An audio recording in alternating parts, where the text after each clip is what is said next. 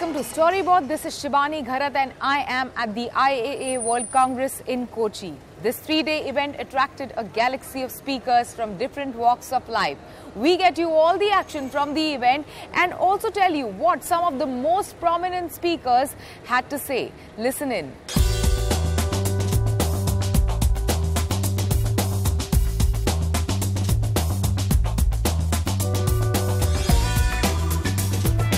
The sheer magic of advertising makes this sentimental king buy things which he never needed.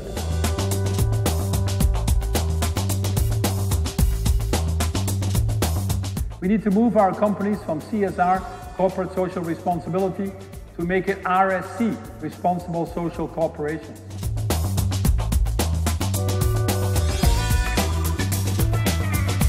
Brands can make the social change. Brands can help us to be better human beings, better friends.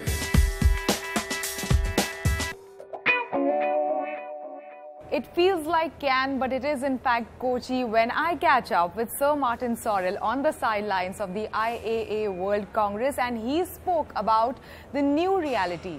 Sir Martin? My first visit to God's own country. Wonderful. Yes, it is wonderful. Welcome to God's own country and welcome to CNBC TV 18. Good to be back. So tell us, you spoke about the new reality. So what is the new reality for the advertising industry and what is the new reality for Sir Martin Sorrell? Well, probably, hopefully it's the two are the coincident or the same. I think new reality is around three things. I mean, maybe we call it ill-advisedly the Holy Trinity, but what we see happening is first-party data or data as a whole driving content, basically digital content, and media planning and buying or programmatic. I mean, I notice in the supplement around the newspapers around this conference, there's a whacking great article about programmatic and its importance or potential importance in the context of the Cricket World Cup. So really, that's the new reality, that life has changed. It's about a unitary approach amongst the agencies instead of fragmented.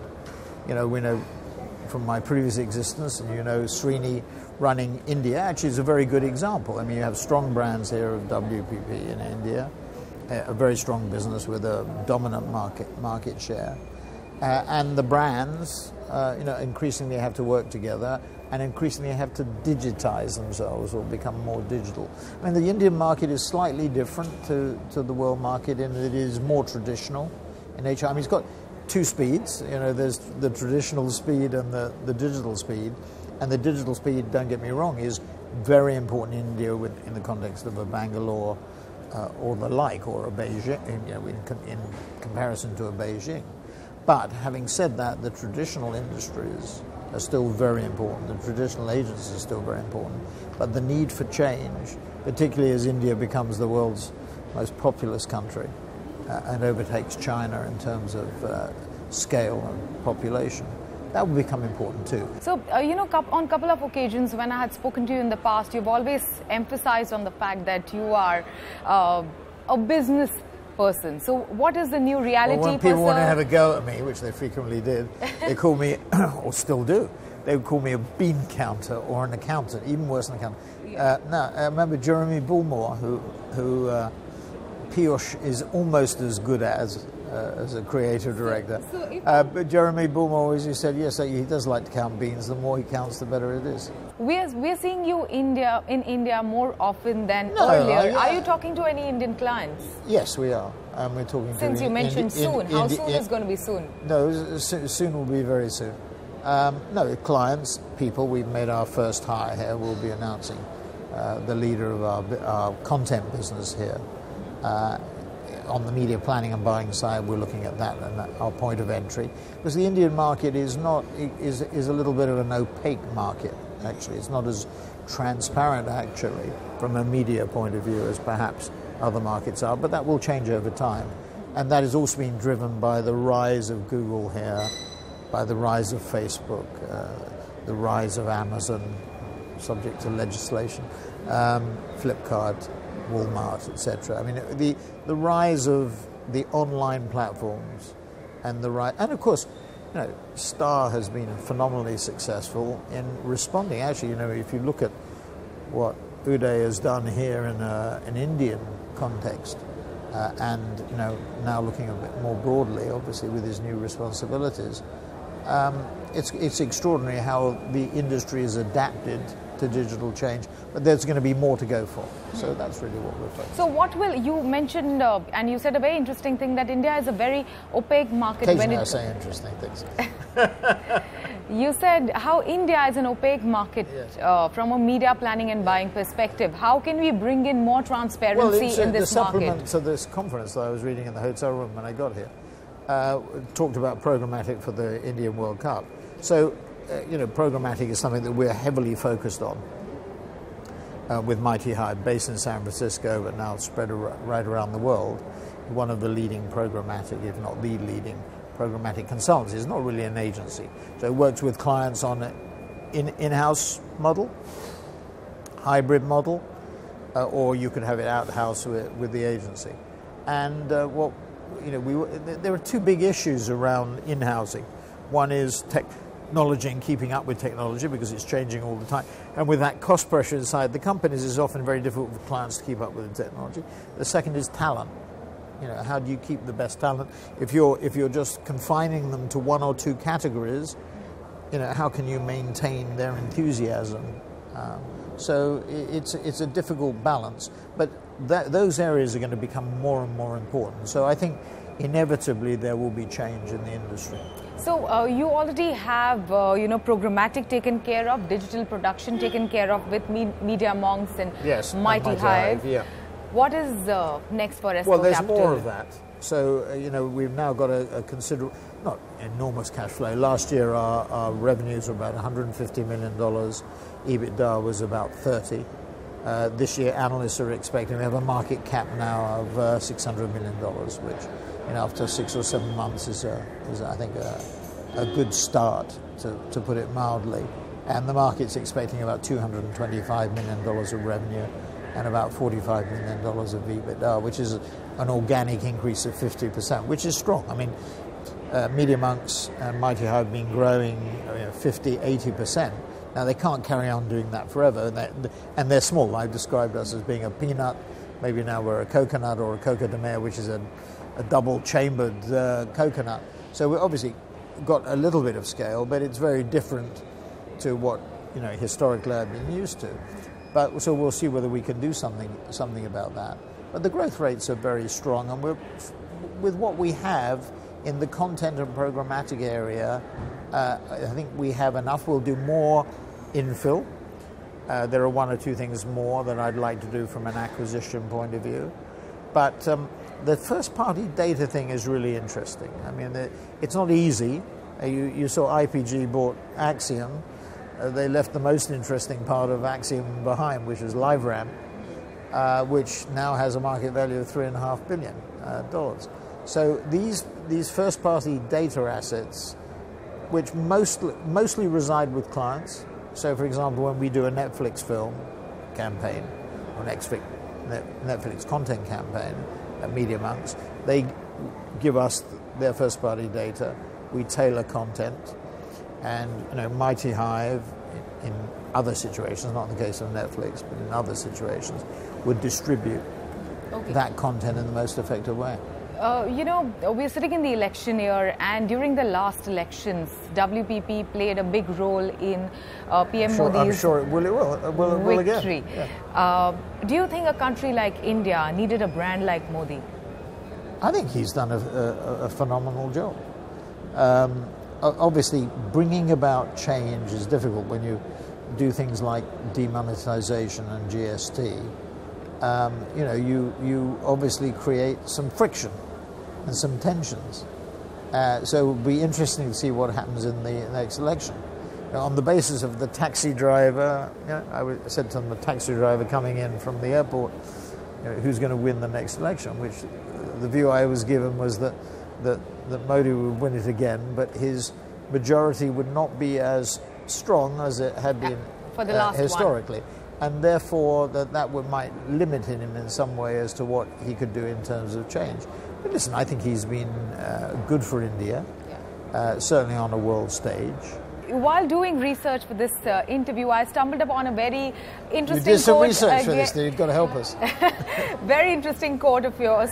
It says, you say that Brexit is a metaphor for the ad industry, and clients feel they need to take back control. Yes. Why do you say that? And if well, it's true, I think it is true. What should the agencies do in such a situation? No, they shouldn't. They should keep doing what they're doing. We'll do what we're doing. No, I was watching a film on the Brexit campaign. Dominic Cumberbatch, an actor, played Dominic Cummings, I think his name was, who ran the campaign. And his tagline was, "Take back control." And as I was sitting there watching it, I was thinking, well, this is exactly what we see. And it comes to that, as we built these client-based agencies, like a Ford or maybe even a Colgate-Palmolive, Red Fuse, I think the clients felt that they were almost being surrounded. Okay, then you had the rise of those walled gardens and clients feeling that their relationships with the consumers were being threatened. They were pressurized to reduce costs by the procurement and finance functions for understandable reasons. So they felt they were losing control. With the importance of the one-to-one relationship and the importance of controlling the data and the content and always on and 24/7 and being more responsive and not slow, faster, better, cheaper, I think that generally sort of made clients feel a bit insecure. Here we are at the IAA and we know that the American Advertising Association, the Client Association, we know the WFA, the World Federation, were concerned about issues around transparency. I think unfairly so. I don't think there were the stuff that was claimed to be being done. And if there was always a transparent model that clients could choose and go down that route. But that was a perception issue, which we should have understood as an industry. But putting that to one side, I think clients felt sort of hemmed in, so they wanted to take back control or exercise control, have more functions internally, or even look at having more functions internally. And I think that's clearly what's been going on. And I think the reason why, and I've seen amazing resonance of our model, the faster, better, cheaper model, with clients. I mean, there is, when I was at CES in January... Is that what the agencies should follow in the coming days? What should be the agency strategy in such a situation? I don't think they have a choice. I mean, it's an existential issue. Almost every other agency over the past few months, I have seen many, in fact, undergoing a restructure. There's a merger happening, there's a rebranding happening. Do you think every other entity is really struggling for survival in this industry? Well, I mean, look, the traditional agencies have to change. They're changing in two ways. One is they're consolidating, which refers to some of the things you've been talking about, and the others. And then there is, the other school, which at the moment is in the ascendancy because Omnicom and IPG, their organic growth, and Dentsu. Well, Dentsu's model is slightly different. Dentsu is positioned very similar to S4 Capital, or we're positioned in very similarly because they're in media, they're in digital and data with Merkle. And I think that's of the big six, they have the best positioning. But you've got these two sort of schools, and the consolidation school, the Publicis WP, I mean, by nature, if you're slamming together businesses, it's going to take you 2 or 3 years, or 4 years, or even more. You go back and look at IPG when they're in trouble around the year 2000. I think it took them 8 years to get out of the mire.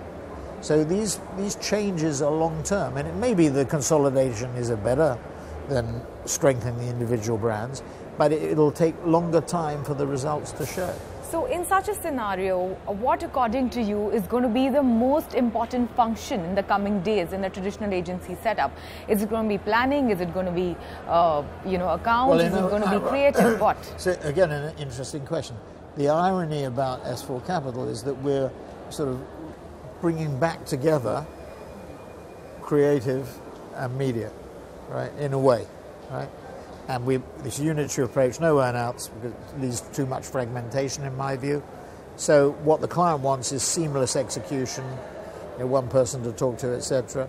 So in a funny way, we're bringing creative content back together with media programmatic. Because it's narrower around digital, it's probably easier, because we don't have the history of, media departments inside crumbling agencies. You know, around the new millennium, at Ogilvy and JWT, they were losing so much media business because the creative department was dominant.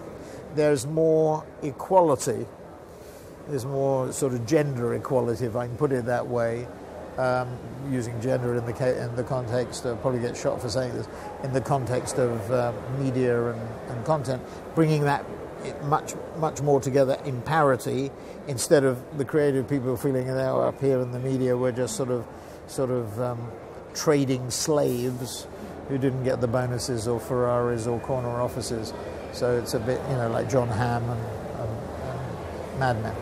So, final question, taking a cue from the two most important recent events, one is the CES and Davos that you personally attended. What will be the future for the world business and especially advertising? Well, CES, I think the amazing thing was the degree to which CMOs and marketing people there, and tech people, and CIOs and CTOs, and even chief sales officers, because that's where Amazon focal point is, were willing to experiment. So if we went in with the faster, better, cheaper line, or the unitary line, or the digital only, or the Holy Trinity, we got tremendous response from that. That's one thing. But Davos is sort of slightly different. I think governments weren't there. They were minding their store because they had problems, whether it was in the US with the shutdown, whether it was in the UK with Brexit, whether it was in France with the yellow vests, the gilets jaunes, which we now have in England as well, or Britain as well. So they were minding their own store. The industrialists, or the people who are running businesses, I found were not depressed, but were cautious. The financiers were not ebullient, but were very positive. So, but the interesting thing about Davos is, despite all the short-term problems, political problems, business was in fairly vibrant mood. It was not depressed. Okay, so vibrant and not depressed. Thank you so much. And we're very vibrant and certainly not depressed about India and its prospects. All right, thank you so much. Thanks for speaking very good. to us. Thank you very much. Lovely meeting you. Thank you. After a lot of gyan on brands and brand dharma, it is time for us to take a short break. But on the other side of this break, we catch up with Kareena Kapoor Khan on the sidelines of the Swasth Immunized India campaign, which was recently launched in association with Network 18. You don't go anywhere, we'll be right back.